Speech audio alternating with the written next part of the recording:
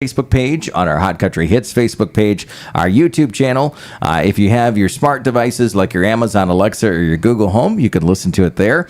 And of course, you can listen to it over your radio.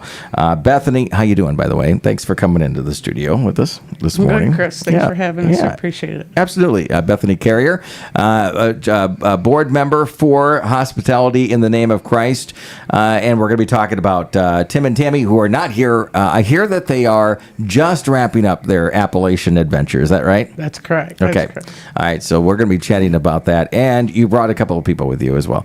First of all, let's swing our cameras over to Julie. Hi, Julie. Hi. How you doing? Good. Nice to be here. Absolutely. Julie VanderWater. Julie, chairman of the board, right? Yeah. For the time being. All right, that's cool. That's all right. We're going to be chatting with you about, especially when it comes to costs of the running the men's shelter, the organization in general, how the community can help too. Bethany, you're going to be a big part of this, and then we're going to introduce your new executive director, which is kind of cool, right? Correct. Yes. All right. Do you think she'll do a good job? She's going to do a great job. All right. She'll be awesome. Cool. And Ludington native, right? I hear she's been Yes. here. Yes, Okay. she is. All right. We'll chat about that here in a moment. Lay down the foundation here. Tim and Tammy have been out there on the Appalachian Trail for multiple years at certain times, right? But what's the connection? What's going on there? So Tim and Tammy are the founders of Hospitality Inc., the homeless shelter in Ludington. Mm-hmm. They've been running it for, I believe, this will be our 15th season. Okay. And 10 years ago, they started their trek across the Appalachian Trail.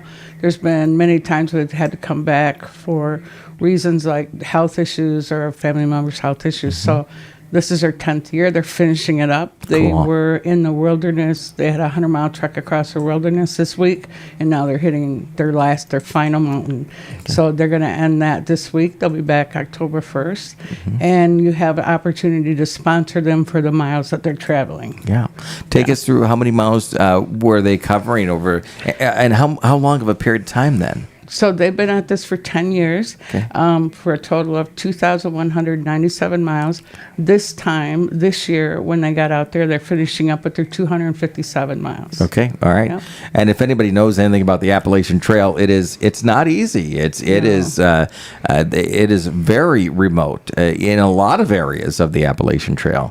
Have they been able to talk with you a little bit and share their adventure with you? Absolutely. You can follow them on Facebook. You could follow across their trip. And this year, too, I think they've really been challenged because it's very wet out there. It's been raining, so a lot of their trail this year has been in the water across a lot of wide rivers, and then just the trail itself is soaked. So they've got a lot of friends out on that trail that help them out. They've been very blessed to have people supporting them, and that's what we're asking your followers to do too, your listeners to do. All right. And so your goal today is to obviously, based on them covering all of these miles, finishing the Appalachian Trail, sponsoring basically the miles there for ultimately a great cause too, to help support the men's shelter and as well Hospitality in the Name of Christ. So if somebody's listening and saying, I'm thinking about donating, or and then we'll talk about how they can donate too. But where's these funds going? Take us through that if you don't mind. So Hospitality in the Name of Christ is funded by supporters, by donations from the community. Some of the local churches help support it. But we're totally funded by your help. So we need that help. So, and this has brought in some funding, their trek across the trail. And we're asking that people sponsor their last 257 miles. Okay. And it can be any amount, right? Any amount. You can either, so this trek was 257 miles. You can either support them per mile or just one donation. But and we're talking, and we'll have how they can do that here in a moment. But Julie, let's bring you in for just a second here and chat about this with the men's shelter and the connection with Hospitality in the Name of Christ. How does that work together? Do you mind kind of for the listeners telling us about that connection, if you don't mind? Well, right now, Hospitality is an emergency men's shelter. So, gentlemen, starting November 1st, our shelter will be open again. This year, we'll be in the Salvation Army basement. And we provide, the men come in by 6, we provide meal, a bed to sleep in, a shower, and then optionally there's family time where they can get some devotions or, some community time. We have volunteers bring in meals. I'm actually on one of those groups where every other Saturday my little group brings in food because we don't have a commercial kitchen there. So we bring in everything the guys eat. It's just a great place. You really form a bond with the gentlemen because the more you're there, the more you get to know them, and the more you get to be part of their lives. And we're just trying to help these guys. Tammy told me 6 years ago when I joined the board that we're just trying to keep people from freezing to death in West Michigan. Yeah, and absolutely. it was just a knife to the heart. Yeah.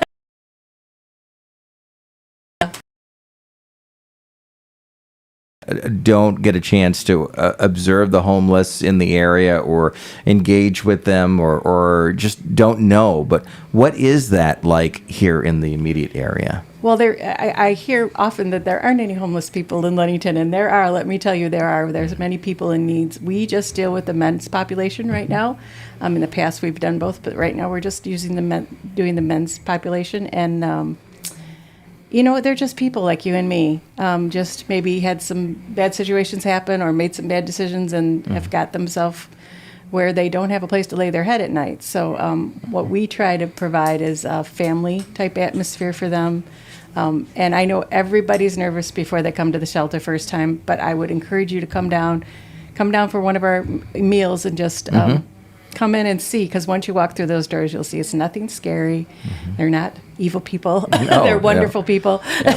How many men are there on average? About 20. Okay. I think last year we served 60, 75 total, somewhere around there, 60 to 75. I don't have the exact number, but so it always fluxes a little bit, but yeah. Okay.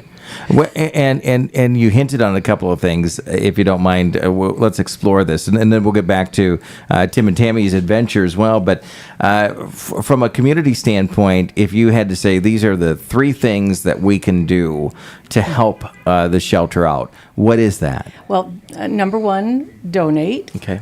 And number 1 and number 2 are the same, and pray. We always ask for prayer for our program. We are a Christ-based program, although it's not forced upon them. It's available there for the gentlemen. It's not forced upon them. But we try to do, it's Hospitality Inc., I always point out, and Hospitality Inc. is in the name of Christ, so that's important to us. And the third thing, donate your time. Okay.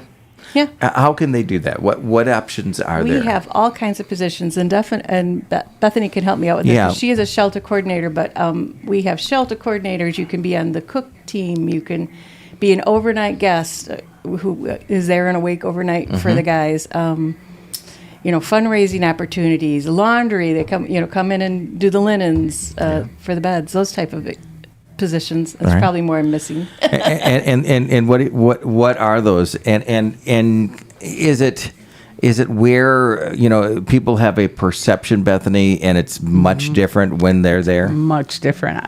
The first time I came to the shelter, I was nervous because I don't know who these guys are. You get in there and you realize that these are the guys that you see every day out in the community. Yep. They come in at 6:00 at night. They start November 1st. We go till April. And so it's those cold winter months. Again, like Julie said, we can use donations. We could, funding, because everything is donated. Also, we're always looking for volunteers. We need, we do have shelter coordinators. We need those. Those are the people that run the shelter in the evenings, make sure everything goes smooth, check people in at the door when they come in. We need people to come in and just bond with these gentlemen, just giving them some hope. A lot of times some of these volunteers find them jobs, or they may find them, help with getting to, some of them are from out of town, so help for them getting back home again. But just that bonding, they come in, when we serve food, the volunteers eat with the men, so we sit down family style, just so that they feel more like it's a home and not a shelter. And community living is very hard for these men. They all bring their own trauma and issues to the table. So we always have to be, mindful of that. But just, volunteer, come in. It might be, you might come and spend the night. So we have 2 people that spend the night every night that can sleep, that would be able to be available to be woken up if something happens. We have someone that stays up all night or overnight awake. And those are hard to find. So, yeah, we're looking for people or to just come in, spend a few hours, hang out with the guys, talk to them, whatever. We also supply them with some, like, hygiene products, maybe some warm socks, some warm clothes, whatnot. Although we don't have a lot of place for storage, so we don't want people to just come in and dump clothes on us because we have to be kind of picky about that. So. And remind us for the listeners where it's at. We know November 1st. Right. And then also, for those that do need the shelter, what's the information that we can maybe help them with this morning? So we're in the Salvation Army Church's basement on the corner of 3rd and Madison. And so it would be on the 3rd Street entry in the basement. We open at 6. We don't want the men to be there until before 6 because we try to be a good neighbor. And so they can't loiter beforehand. So they would come to that door. They would just walk in and say, hey, I need a place to sleep. We give them a hot meal, get them a shower. They have to take a shower when they come in. Okay. If they need some warm clothes, we can help them with that. We have people that come in and maybe do some devotion or just talk to the men, find out what they need. Just get to know them because that's something they don't have. During the day, they're out just trekking around Ludington. Yep. So, by the time they come in, they're pretty well spent. They're hungry. They're cold. They're tired. So. Let's now kind of go back, and I'm glad you both shared the information about the shelter, so that we have a better understanding of how we can help. And obviously, when we say financial help is so important, it truly is, and that is the necessities that you need for them. I think when Tim was on the air a year or 2 ago, we were talking about putting beds together and looking for volunteers in regards to that. I remember that conversation when he was on. But the push right now over the next week or so, or 2 weeks, is try to get some donations in for the miles. Correct. How can people do that? So the way that they could do that is to text or call Tammy's phone. Okay. Text. And that number text would be preferable way because right now we don't know if she has absolutely. She's on the trail. So that number would be 231-510-4591. Okay, and we'll put that in the comment section on our YouTube and our Facebook page for our listeners and viewers too. They would just text that how much they want to donate. Could be per mile, could be a lump sum, and then when they get back around October 1st, Tammy they will collect that money from them. All right, give that number one more time. 231-510-4591. All right, so you can text that number and say, hey, I'm going to donate $20 or $100 or $1 for every mile. Yeah, Maybe we can get a few of those out there. Does it take a lot to put on the men's shelter financially? It takes. It does, and Julie could talk a little bit more about that. But not only that, but it takes a lot of time. It takes a lot of manpower. I believe last year we had 225 volunteers. We're always looking for volunteers. Yes. Okay. All right. Always. And Julie, we'll put you back on the hot spot then just for a moment here. Take us through the financial commitment it takes to put this shelter on here in the Ludington area. Well, I mean, there's all kinds of things. We provide, we have to pay rent for the building we're in, but we're lucky enough to have Salvation Army as a partner, and they've afforded us a space over the last couple of years. We are still looking for a permanent home. We are still looking for either a place to build or a place to buy to make our permanent home. But we provide services for the guys to go do their laundry, so we pay for that. Sometimes, like she said, in an emergency situation, we'll need to transport somebody down to Muskegon shelter, or they need a ticket to get to Ohio to get home, so we'll provide that. Okay. The food is all volunteer given, but, And does that cover, is there enough volunteer meals that it covers every meal? Yes, we set it up so we just do dinner, and then in the morning they have breakfast, and then they're out. They're out by 6 a.m.? 8 a.m. 8 a.m., Okay, okay. I should know that because I don't work mornings. No, it's okay. But yeah, the cost is immense, but it's worth every penny because we're really making a difference in these people's lives. And like Bethany said, these are not strangers to you. These are guys you see all over, downtown, walking around in the coffee shops, in the library. They're around, and you just may not realize, that this guy doesn't have a place to put his head at night. Have you had a chance to have some of those one-on-one conversations or group conversations with them? And if you have, do you mind not sharing necessarily the content of the conversation? We don't want to do that, but maybe some information that will help us as a community understand these individuals a bit more. Wow. Yes, I have. Of course, I've had conversation. One of the coolest things is we had this will answer your question indirectly. We had a appreciation little get-together at the end for our volunteers, and we had 3 of our guests come up and give a speech about where they're at in their life and what the shelter has meant to them and where they're at now.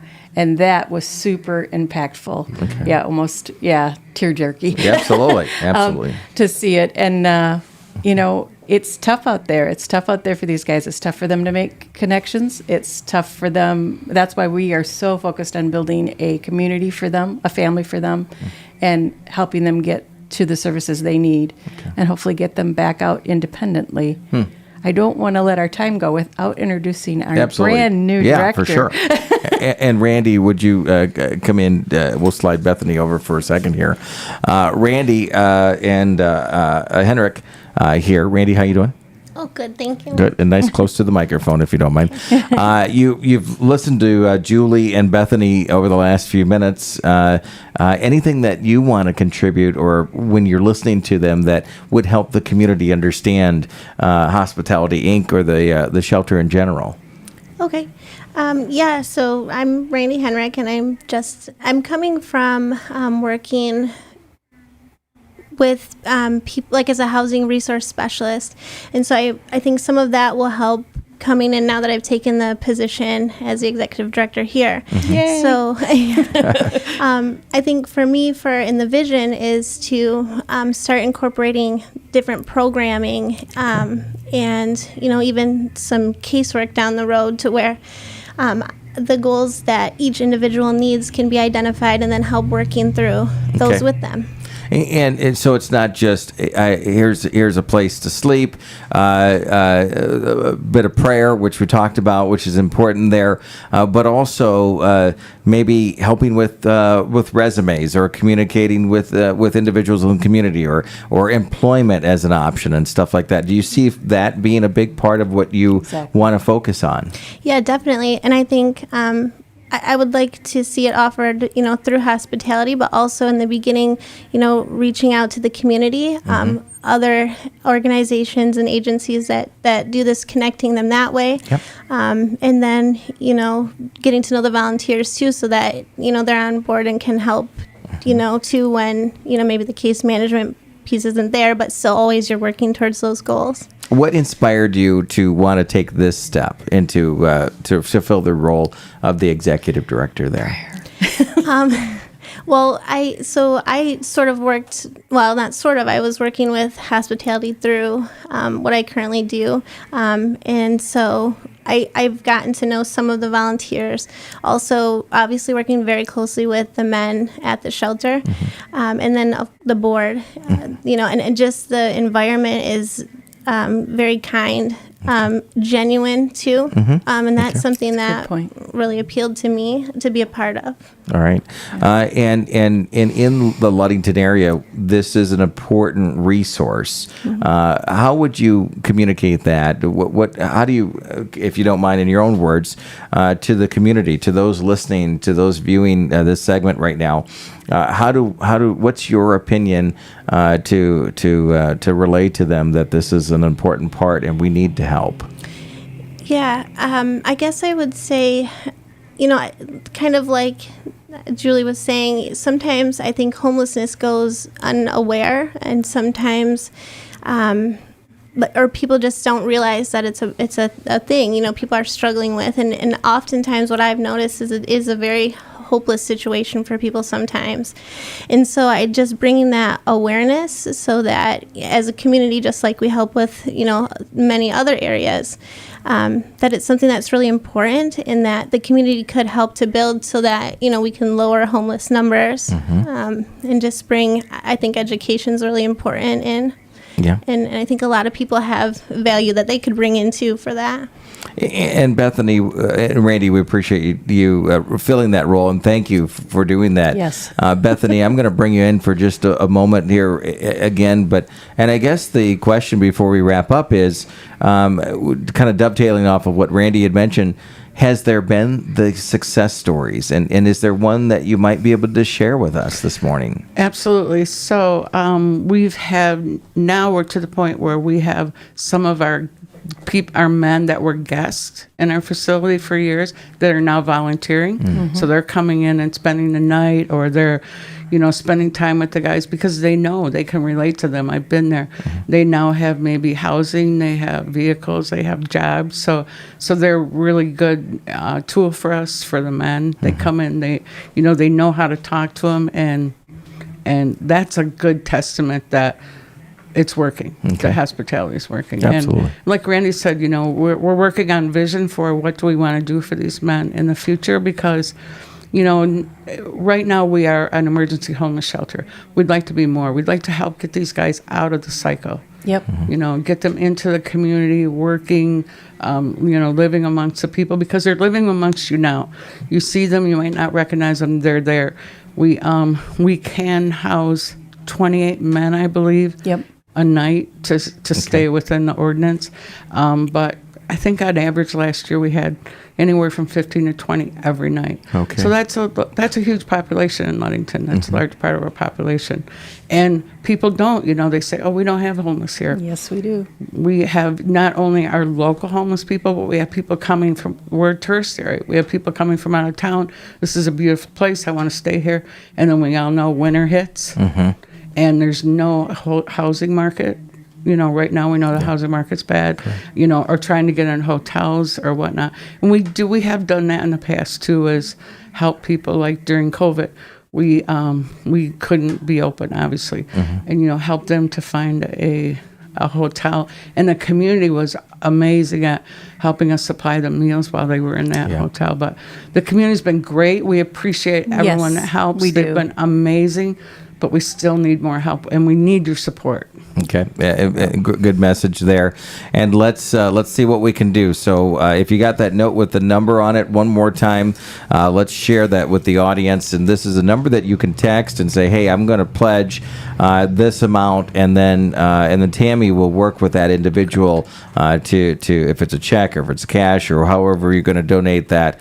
So what's that number one more time? That number is 231-510-4591. All right, Bethany, we appreciate you coming in. Randy, congratulations. Julie as well, thank you for taking some time with us this morning and all that you do. It is, you're welcome, 9:49. Stand by for just a second there. 11 minutes before the top of the hour. We'll send our country station back to regular programming here in a moment with great music on the way, plus a check of your weather forecast coming up in just a few moments here on Hot Country Hits 99.9. And for all of us here on 102.7 Mom FM, we'll do the same. Coming up, a check of your forecast on Mom FM. Help us get the word out. Ivy Rehab of Ludington is looking to add to our team. We're looking